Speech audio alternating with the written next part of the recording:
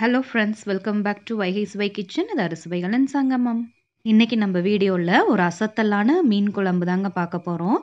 இன்னைக்கு நான் எடுத்திருக்க மீன் பார்த்தீங்கன்னா முரல் மீன் கார்ஃபிஷ். இந்த மீன் பார்த்தீங்கன்னா நல்லா நீளமாக இருக்கும், முள் வந்து நடுவில் மட்டும்தாங்க இருக்கும். இது வந்து குழந்தைங்களுக்கு கூட கொடுக்கலாம்.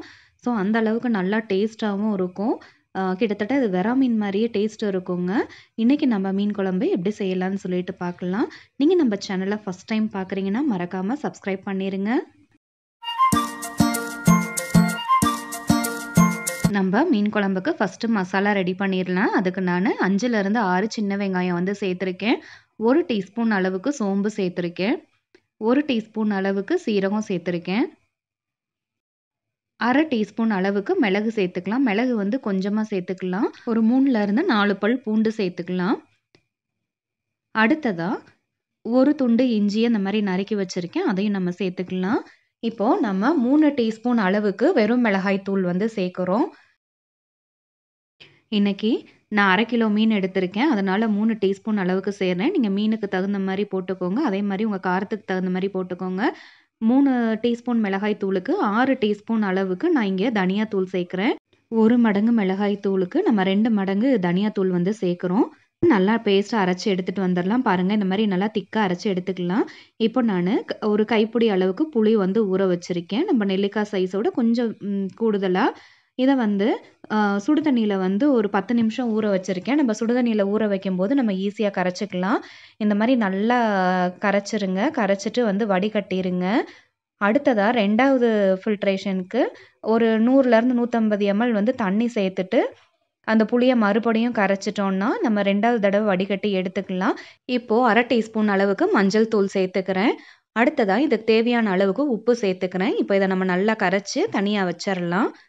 இப்போ மண் சட்டி அடுப்பில் வச்சு அதில் வந்து 2 டேபிள் ஸ்பூன் அளவுக்கு நான் வந்து இங்கே நல்லெண்ணெய் சேர்த்துக்கிறேன். நல்லெண்ணெய் சூடானதுக்கு அப்புறமா 1 டீஸ்பூன் அளவுக்கு வெந்தயம், 1 டீஸ்பூன் கடுகு சேர்த்துக்கிறேன். இது வந்து நல்லா பொரிஞ்சு வரட்டும். இப்போ நம்ம ஃப்ரெஷ்ஷாக கருவேப்பிலை சேர்த்துக்கலாம். இப்போது 1 டேபிள் ஸ்பூன் அளவுக்கு இஞ்சி வந்து நீளமாக நறுக்கி வச்சுருக்கேன், அதை சேர்த்துக்கிறேன். ஒரு 10லேருந்து 15 வெள்ளை பூண்டு, அதையும் வந்து நீளமாக நறுக்கி வச்சுருக்கேன். இதை வந்து இந்த நல்லெண்ணெயில் நல்லா பொரியட்டும், அப்போ அதோட பச்சை வாசனை போகும். உங்களுக்கு டேஸ்ட் ரொம்ப நல்லாயிருக்கும். இப்போது நறுக்கி வச்சுருக்க பச்சை மிளகாயை சேர்த்துக்கலாம். அடுத்ததாக ஒரு 150 கிராம் அளவுக்கு சின்ன வெங்காயம் உரித்து வச்சுருக்கேன், அதையும் வந்து இதோட சேர்த்துக்கலாம். நறுக்கிட்டு சேர்த்தோன்னா சீக்கிரம் வெந்துடும். இப்போ கண்ணாடி பதம் வந்ததுக்கப்புறமா 2 பெரிய சைஸ் தக்காளியை நறுக்கி வச்சுருக்கேன், அதையும் இதோட சேர்த்து தக்காளி உங்களுக்கு நல்லா மசிஞ்சிரு போகணும், அந்தளவுக்கு வதக்கி விட்ருங்க. பாருங்கள் எப்படி வந்து மசிஞ்சிருக்குன்னு. இப்போ நம்ம அரைச்சி வச்சுருக்க பேஸ்ட்டை சேர்த்து இந்த மாதிரி எண்ணெய் பிரிஞ்சு வர வரைக்கும் கொதிக்க வச்சிடலாம். அதுக்கு அடுத்ததாக நம்ம கரைச்சி வச்சுருக்க புளி தண்ணியை சேர்த்துட்டு இந்த மாதிரி நல்லா மிக்ஸ் பண்ணி விட்ருங்க. அடுப்பை வந்து லோ ஃப்ளேமில் வச்சுக்கோங்க, அப்போ தான் நமக்கு எண்ணெய் இந்த மாதிரி பிரிஞ்சு வரும். அது வரைக்கும் நம்ம கொதிக்க வச்சுக்கலாம். பாருங்கள், இப்போ நமக்கு குழம்பு ரெடி ஆயிடுச்சு. இப்போது 1 கப் அளவுக்கு தேங்காய் பால் வந்து வச்சுருக்கேன், அதை சேர்த்துக்கிறேன். இது வந்து ஃபஸ்ட்டு தேங்காய் பால், 1/2 மூடி தேங்காயில் பால் எடுத்து சேர்த்துருக்கேன்.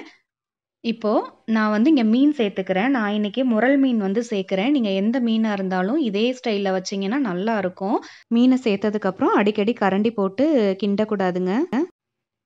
இந்த குழம்பு பார்த்தோன்னா நல்லா இப்போ கொதிச்சு தேங்காய் போட்டதுக்கப்புறம் ஒரு 5 நிமிஷம் கொதிக்க வைங்க. பாருங்கள், இப்போ எண்ணெய்லாம் பிரிஞ்சிருச்சு. இப்போ வந்து கொத்தமல்லி வந்து சேர்த்துக்கலாம். கொத்தமல்லி சேர்க்குறது ஆப்ஷனல். பொதுவாக மீன் குழம்ப செய்த உடனே சாப்பிடாம 1லேருந்து 2 மணி நேரம் கழித்து சாப்பிட்டோன்னா சூப்பராக இருக்கும். பாருங்கள், நம்ம மீன் குழம்பு எவ்வளோ அட்டகாசமாக இருக்குதுன்னு சொல்லிட்டு இதை பார்க்கும்போதே நமக்கு சாப்பிடணும்னு தோணும். நம்ம முரல் மீன் குழம்பு வந்து ரெடி ஆயிருச்சு. இந்த மாதிரி குழம்பு வச்சிங்கன்னா மீன் பிடிக்காதுன்னு சொல்கிறவங்க கூட இன்னொரு ரவுண்டு வந்து கேட்டு வாங்கி சாப்பிடுவாங்க. கண்டிப்பாக இந்த ரெசிபியை ட்ரை பண்ணி பாருங்கள். நம்மளோட அசத்தலான மீன் குழம்பு ரெடியாக இருக்குது. நம்ம இப்போ சாப்பிட வேண்டியதான். நான் மீனை வறுத்து வச்சுருக்கேன். மீன் ஃப்ரைக்கான ரெசிபி லிங்க் வந்து டிஸ்கிரிப்ஷன் பாக்ஸில் கொடுக்குறேன், மறக்காமல் பாருங்கள். சூடாக இருக்கிற சாதத்தில் நம்ம செஞ்சுருக்க மீன் குழம்பு ஊற்றி சாப்பிட்டோன்னா சும்மா அப்படிதாங்க இருக்கும். நீங்களும் இந்த ரெசிபியை ட்ரை பண்ணி பாருங்கள். கண்டிப்பாக உங்களுக்கும் பிடிக்கும். எப்படி இருக்குதுன்னு சொல்லிட்டு நீங்கள் கமெண்ட்ஸில் தெரிவிங்க.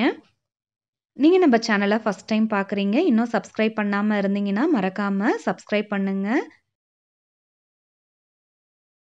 சப்ஸ்கிரைப் அப்படின்ற ஆப்ஷன் இருக்குங்க, அதை மறக்காமல் கிளிக் பண்ணுங்கள். பண்ணிவிட்டு கூடவே இருக்க பெல் ஐக்கானை கிளிக் பண்ணுங்கள். அப்போ தான் நம்ம போடுற வீடியோஸ் உங்களுக்கு உடனுக்குடனே நோட்டிஃபிகேஷனில் வரும். தேங்க் யூ ஃபார் வாட்சிங் வைகை சுவை கிச்சன். இது அறுசுவைகளின் சங்கமம்.